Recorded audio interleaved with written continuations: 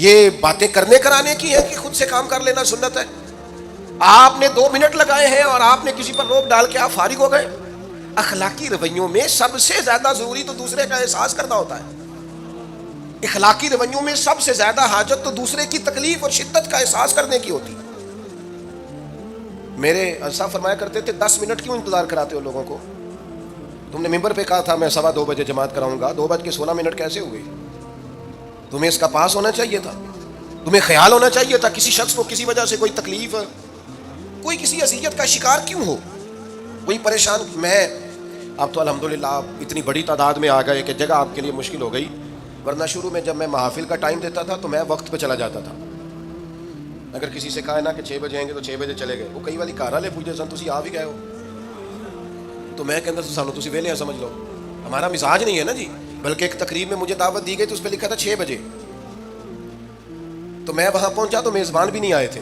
مجھے بتائیں شادی کا کارڈ سارا خاندان بیٹھ کے لکھتا ہے نا, روان کی برات 1 بجے جاتی ہے برات, مشترکہ جھوٹ بولا سارے خاندان نے. یہ رونے کی بات ہے, ہنسنے کی تھوڑی ہے. مسلمان اور جھوٹ بولے, مشترکہ طور پہ کہا یہ جھوٹ ہے. محفل ہوگی بعد از نماز عشاء, تو ختم کب ہوگی یہ بھی تو بتائیں. آپ نے قوم کو تو ایک شخص کا بتایا تھا کہ فلاں صاحب خطاب کریں گے, یہ مقامی قومی عالمی شہرت یافتہ, یہ کہاں سے آ گئے؟ کیوں تکلیف دی گئی؟ بلکہ ہم نے تو منصوبہ بندی کیا ہے کہ لوگ ہمارے جلسوں میں نہ آئیں. ستایا اتنا ہے, ایک جگہ پہ میں حاضر تھا تو 1:30 بجے مجھے مائک دے رہے تھے. اب تو میں جاتا نہیں ہوں, رات کو چھوڑ دیا ہے. 1 بجے رات کو مائک دے رہے ہیں تو نقیب بیچارہ رٹی رٹائی بات کر رہا ہے, کہتا ہے بلا تاخیر. میں نے کہا ابھی بھی بلا تاخیر ہے, کر لو تھوڑی تاخیر. خدا کے بندو ختم کرو, آدھے گھنٹے میں مسئلے کی سمجھ آ جاتی ہے, ایک پیغام دو, بات ختم ہو گئی. اتنا الجھاؤ اور اتنا بات کو کھینچنے کا معنی کیا؟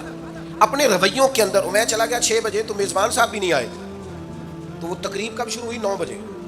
تو میں نے ان سے کہا غور سے دیکھ لو کہیں میں تو نہیں الٹا پڑتا رہا, 9 اور میں 6 سمجھتا رہا ہوں. یہ چھوڑیں ان چیزوں کو. اپنی زندگی میں آپ نظم پیدا نہیں کریں گے تو کوئی کام کیسے کریں گے؟ حضرت حکیم الامت مفتی احمد یار خان صاحب نعیمی رحمۃ اللہ علیہ, مفتی صاحب رحمۃ اللہ علیہ, جب جمعے والے دن الحمدللہ کہتے تھے نا تو پورا 1 بجا ہوتا تھا.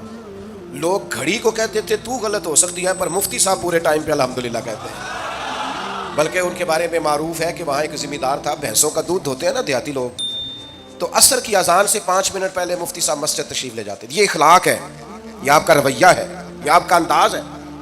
عصر کی اذان سے 5 منٹ پہلے جاتے تھے, جا کے وضو بنانا پڑے تو سنت ادا کر کے بر وقت نماز میں شامل ہو جائیں. تو مفتی صاحب گزر جاتے تو وہ ذمہ دار اپنے بیٹے سے کہتا کہ اب آپ نا بچے کو چھوڑیں بھینس کے نیچے تاکہ ہم بھینسوں کا دودھ دھوئیں. تو ایک دن وہ بیٹا کہنے لگا ابا جی ابھی تو یہ سورج کھڑا ہے, عصر کا ٹائم کہاں ہوا ہے؟ تو کہنے لگا تو چھڑ دے کٹا, مفتی صاحب لنگ گئے نہیں, ٹائم ہو گیا ہے.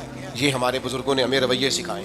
آپ نظم والے ہوں, اخلاق والے ہوں, سچائی والے ہوں, دیانتداری والے ہوں, دوسروں کا خیال رکھیں, کسی کو تکلیف نہ ہو ہماری وجہ سے. بتائیں رسول پاک صلی اللہ علیہ وسلم کی بارگاہ میں آ کے عرض کیا گیا یا رسول اللہ یہ ہمارے امام صاحب بہت لمبی نماز پڑھاتے ہیں. صحیح حدیث میں موجود ہے, نماز ہی پڑھاتے تھے نا, قرآن ہی پڑھتے ہوں گے نا, کتنا اعزاز والا کام ہے. یا رسول اللہ یہ بہت لمبی نماز پڑھاتے ہیں. اللہ کے محبوب علیہ السلام نے بلا لیا, اور لفظ پتہ کیا ہے؟ حضور فرمانے لگے میں لوگوں کو دین کے قریب کرتا ہوں, آپ دور کرتے ہیں. فرمایا جب بھی نماز پڑھائیں معتدل پڑھائیں. اور خود حضور کا عمل کیا ہے؟ حضور فرماتے ہیں جب میں نماز میں کھڑا ہوتا ہوں تو میرا دل کرتا ہے میں لمبی نماز پڑھاؤں.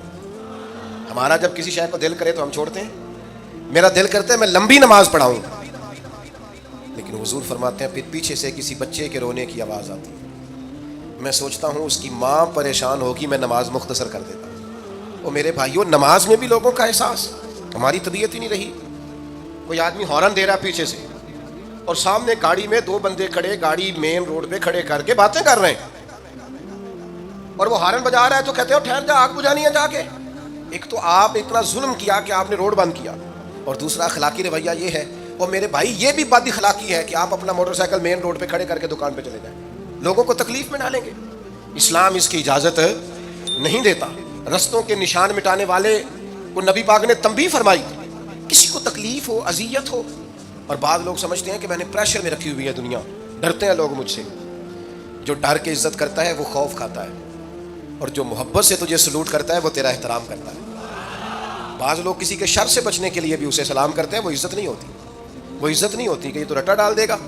اپنے اخلاقی رویے ہمیں اللہ کے محبوب سے سیکھنے، حضور سے خیرات لینی ہے، اخلاق حسنہ ہم نے اپنے آپ کو سمجھنا ہے، ہم نے اپنے مزاجوں میں تبدیلی پیدا کرنی ہے، بالخصوص بزرگوں کے معاملے میں، بڑوں کے معاملے میں۔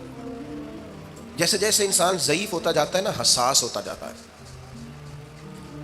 اس سے باتیں تکلیف دینے لگتی ہیں۔ وہ ایک بوڑھی اماں ایک دفعہ مجھے کہنے لگی کہ آپ میرے بچوں سے کہہ دیں خرچہ پہ ہمیں تھوڑا دین کرن، میرے نال بولن صحیح کرن۔ وہ جب اپنی بیویوں کے سامنے میرے ساتھ تھوڑا والیوم اونچا کر کے بات کرتے ہیں آواز کا، تو مجھے تکلیف ہوتی ہے۔ اپنا رویہ، لہجہ، اس پر غور ہو، جوانی میں ہی تو برداشت کرنا ہوتا ہے۔ اپنے مزاج کو کبھی بکھرنے اور ٹوٹنے نہ دیں، اور سب سے زیادہ بندے کا پتہ ہی تب چلتا ہے جب کوئی اسے پورا غصہ دلائے، جو پھر کنٹرول کرے، وہی تو کمال آدمی ہوتا ہے۔ آ کے کہا گیا تھا نا نبی پاک علیہ السلام کو کہ یا رسول اللہ وہ معاذ اللہ ان لفظوں کے ساتھ تانا و تشنیع کرتے ہیں، نقل کفر نہ باشد۔